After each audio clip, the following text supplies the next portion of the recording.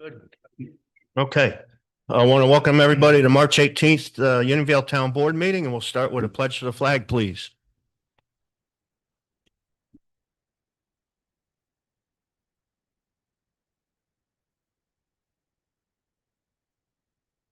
I pledge allegiance to the flag of the United States of America and to the republic for which it stands, one nation, under God, indivisible, with liberty, justice for all.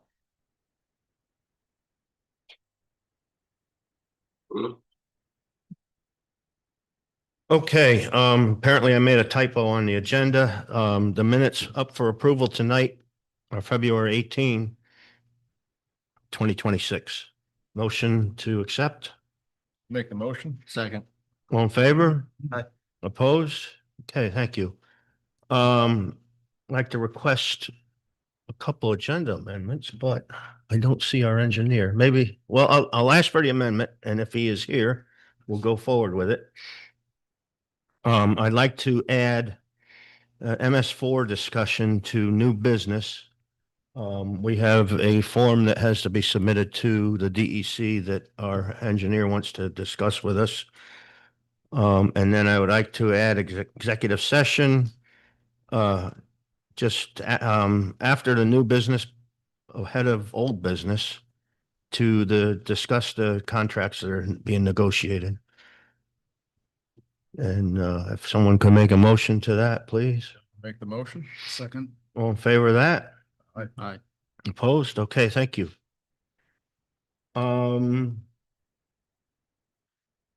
Financial report. These are the account balances as of February 28th. In our general checking account, we have 1,372,249. In miscellaneous receipts, we have 3,943. General money market, we have 84,903. General New York class account is 2,776,298. General New York class reserve was 10,242. Total there in general funds is 4,247,635. In highway checking, there's 777,718. Highway money market, 36,374. Highway New York class account, there's 32,268. The Highway New York class for West Clove Bridge is 616,866. Highway New York class equipment reserve is 208,287. Total there is 1,671,514. Grand total is 5,919,149.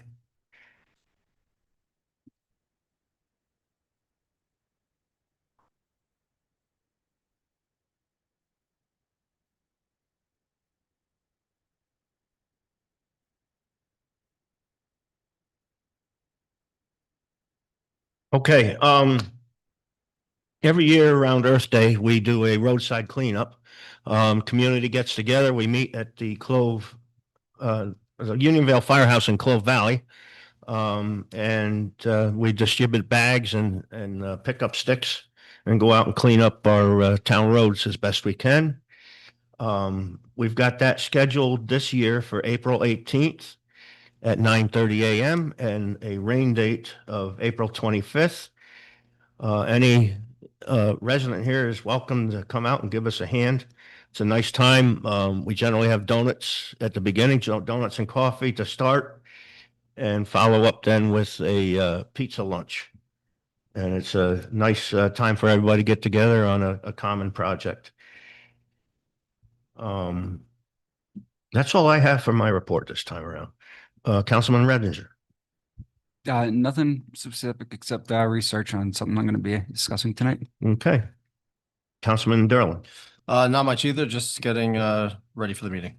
Okay. Councilman McGivney.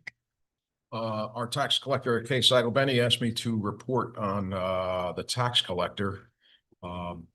January 1st, 2026 through March 18th, 2026, 84% collected for real estate tax.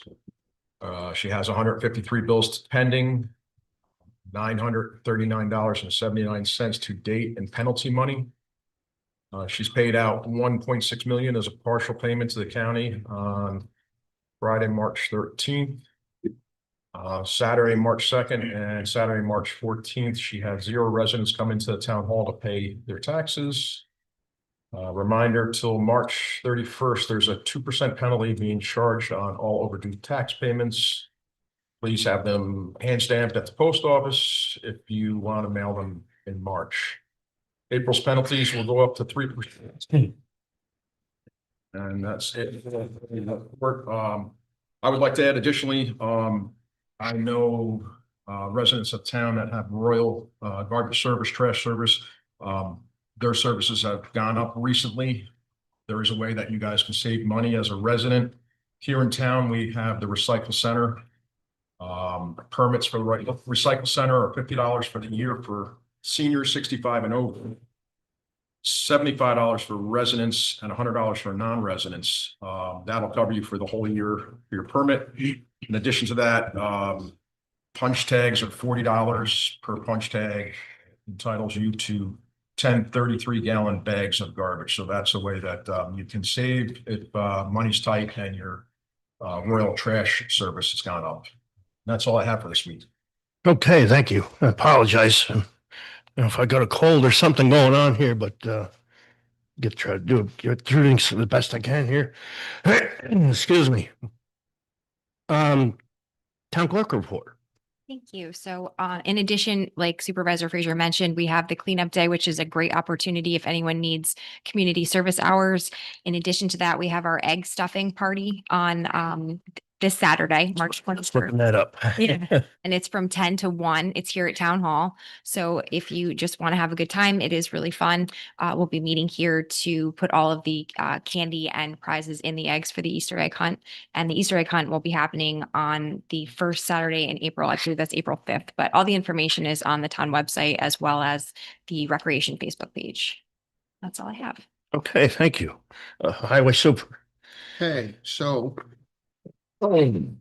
we've had one of the harder winters in recent memory. I think our crew did a great job, so I'd like to thank them. Our equipment held up really well, which means tomorrow something will break. We've been out filling potholes lately when the weather lets us. We don't want to fill them when it's too cold or when there's water in the holes and that kind of thing. So we are working on filling potholes. So if you see a pothole, don't hesitate to let me know about it because I can't see all of them. We're cleaning ditches now as well. With the winds, we've been picking up trees and branches and things like that out of the road, debris out of the road. Lastly, I'm a little late with our 284 form for the 2026 projects. I kind of wanted to wait until after this winter to make sure we were going to be covered on what we are going to do. I do have our 2 vendors out.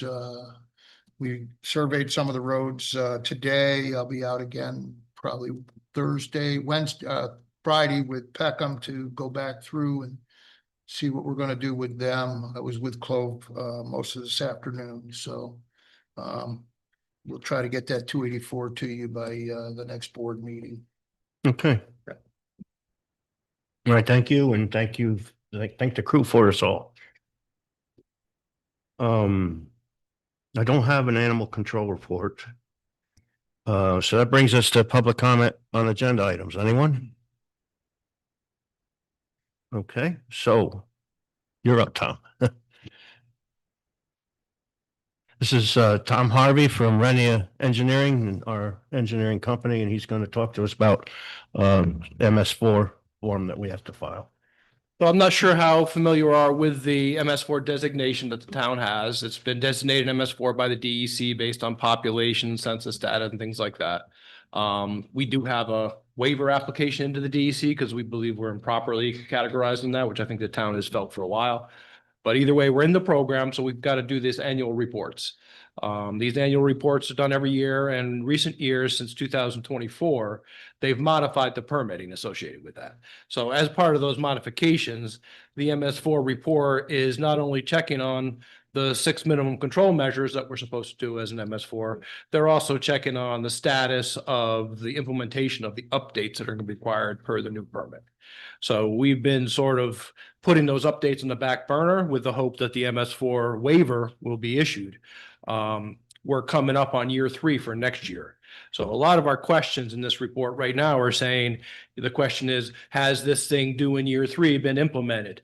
And our question is no, and the answer is because it's not due yet. So our report this year is much like the report from last year as far as the answers to the questions. The primary change of this year's report is that we have a new MS4 officer. So with George's retirement, we have Will has been assigned the MS4 responsibilities on that. Questions like about illicit discharges or new outfalls are all pretty much zero. We've had no complaints of illicit discharges or any stormwater issues, so it's nice that we can say 0 on those things.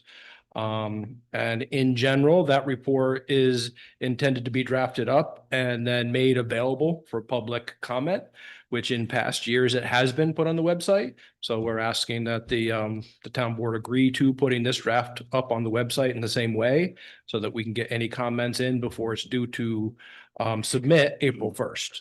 So come April 1st, we can submit this through a portal. And if we had any comments, we just have to note sort of how many comments we have and what they are in the report.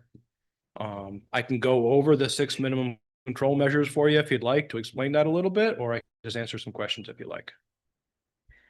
I think, well, Josh is the new one here, but I think everyone else is pretty much familiar. Yeah. With the It's like MS4. public outreach and monitoring. You're familiar with it? existing Okay, sites yep. and things like that. So I think we're all satisfied here. Okay, so we'll continue. I don't know, is there a specific person at the town I should work with to get that put on the website? If you actually sent it to me earlier today, Steve, and I did put it on the website, so it's on there now. Yeah. You've already got it up? Yep. Very good. Okay, if anybody's got any questions, they can contact us, and then come the end of the time, come March 31st, we'll confirm if there's any comments, get the signatures required for filing it, and get it filed on April 1st. Very good. I sure appreciate it. Okay. Thank you. Thanks. Okay, Councilman Redinger has going to present this Highlands Conservation Act discussion for us. We've had an opportunity here. So the members of the board, I had sent some information about a month and a half. I don't know if anybody's had a chance to go through them. I've spoken to the guy too. Yeah. Okay, so yeah, I know. I've spoken to this man who contacted us. He was working with the federal government in order to try and make sure that towns and municipalities were aware that this program existed. So essentially, this program is something where the federal government recognized that there was a need to protect this specific ecological corridor, and that runs from northwest New Jersey up through, Putnam County, Hudson Highlands, and then through eastern Dutchess County. So what we know is the Hudson Highlands. Now, when Congress initially passed this, it was only available, the funding associated with this program is only available for those towns that specifically had that eco region within their town. And our town was right on the exterior of that. Beekman was right through it, where they have Depot Hill, a lot of the Appalachian Trail. But in 2022, they expanded that definition to include towns that are surrounding it.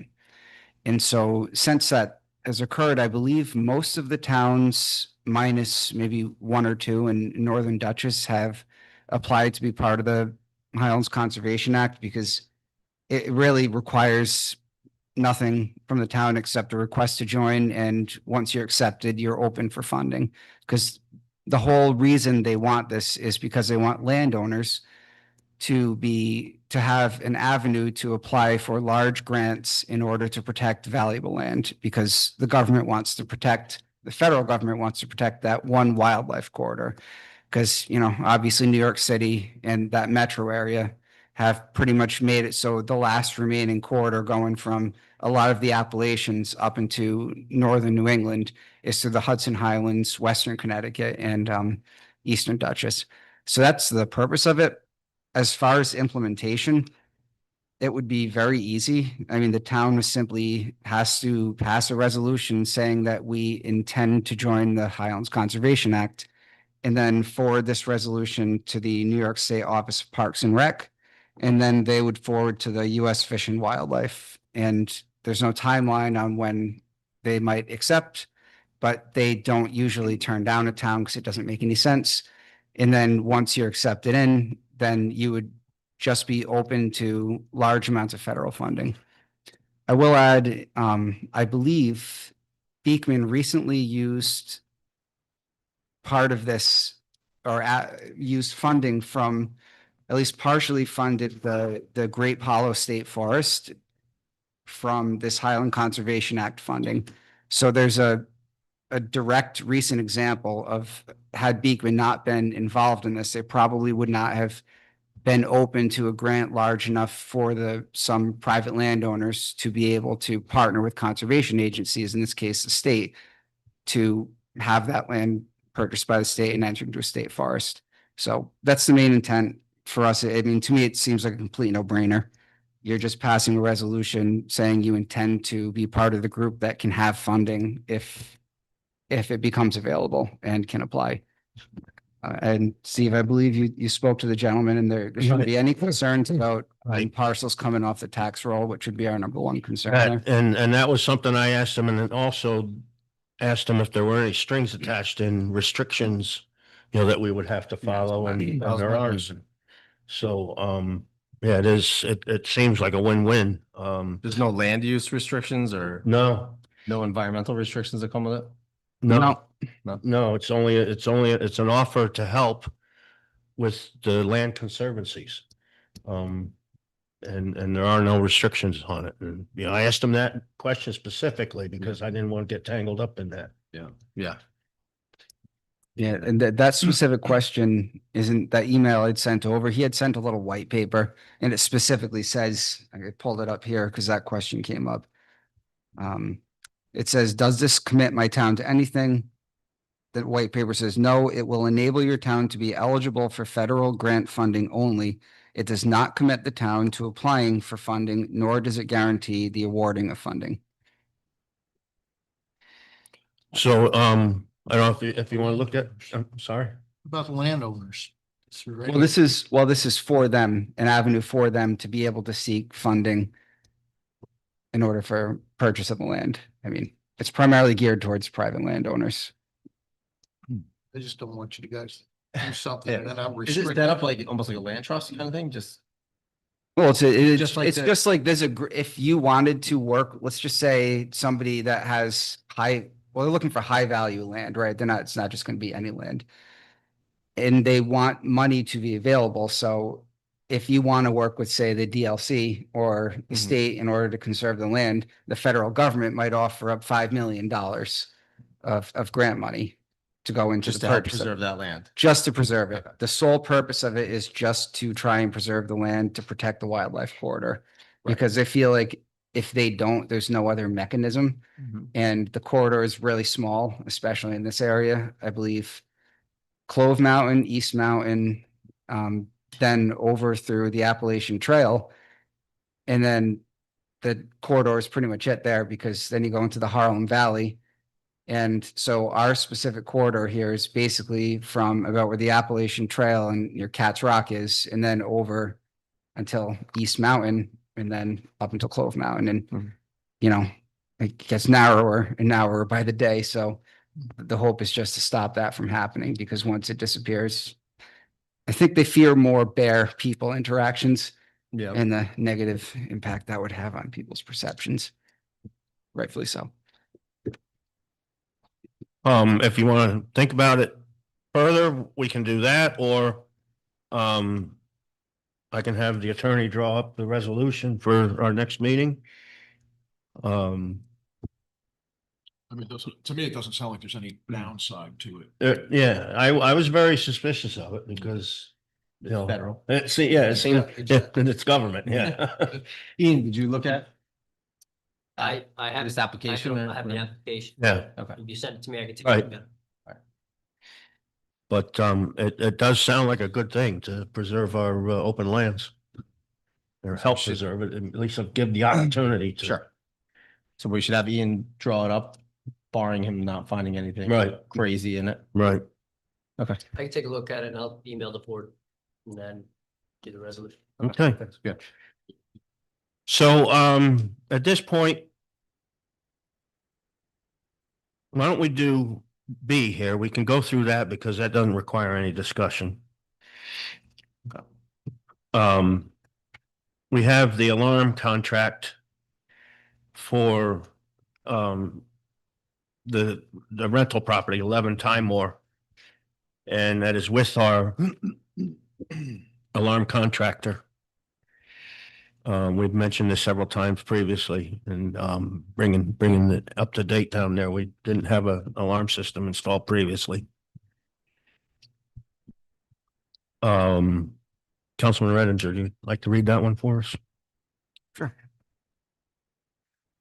So Town of Unionville, Town Board Resolution number 33 of 2026, resolution authorizing an agreement with Doyle Security Systems for 11 Timor Park Road. Whereas the Town of Unionville currently has an agreement with Doyle Security for the town's security system needs.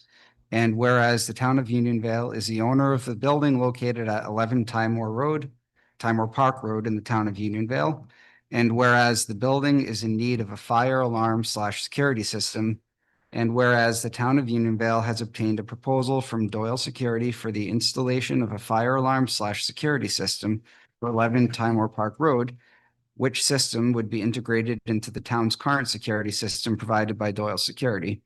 And whereas the town board is desirous of entering into an agreement with Doyle Security Systems for the installation of a fire alarm / security system for 11 Timor Park Road to be integrated into the existing security system designed by Doyle Security for the town. And whereas the equipment and services to be provided by Doyle Security Systems to the town constitute professional services which are exempt from the bidding requirements under General Municipal Law 103 and the Town of Unionville procurement policy. Now therefore be it resolved as follows. 1, the recitations set forth above are incorporated in this resolution as if fully set forth and adopted herein. And 2, the Town Board of the Town of Unionville hereby authorizes the Town Supervisor on behalf of the Town of Unionville to enter into agreement with Doyle Security Systems, subject to the review and approval of the attorney of the town, for the installation of a fire alarm / security system and related services at the initial cost of $3,265 for the installation of the system and a recurring charge of $61 monthly for monitoring, service agreement, and inspectionist. Okay, second on that? I'll second that. Any further discussion on it?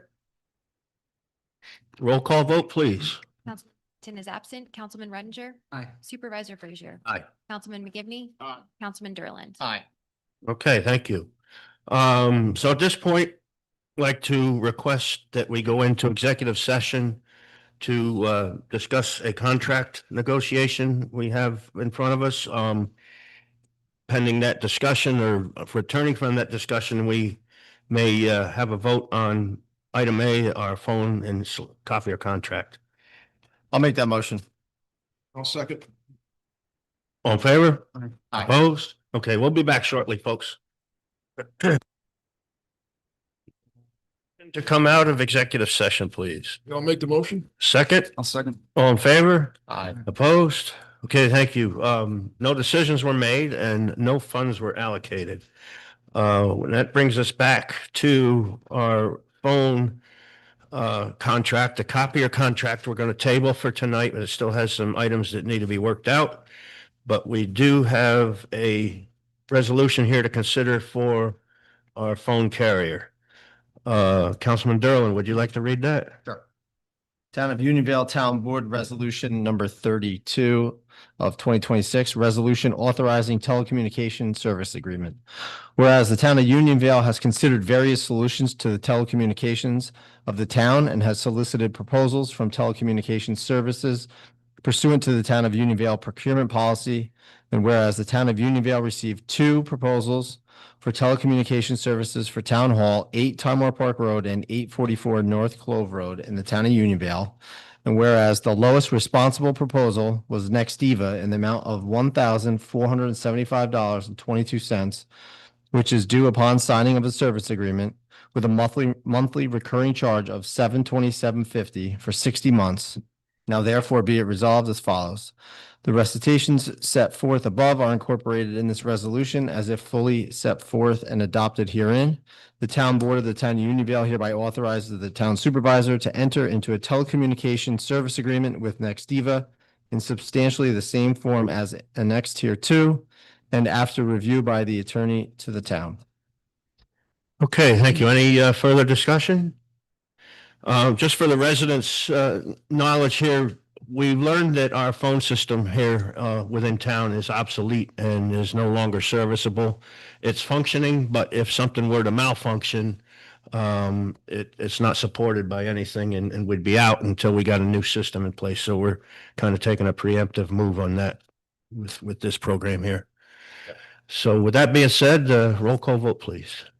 So did we guess? Okay, second, thank you. Now we'll go to the roll call vote. Councilman Harrington is absent. Councilman Rettinger. Aye. Supervisor Frazier. Aye. Councilman McGivney Aye. and Councilman Durland. Aye. Okay, thank you. Let's see what we have. Any public comment on town issues? Oh, I'm sorry. Joe, would you like to speak? Okay, sorry about that.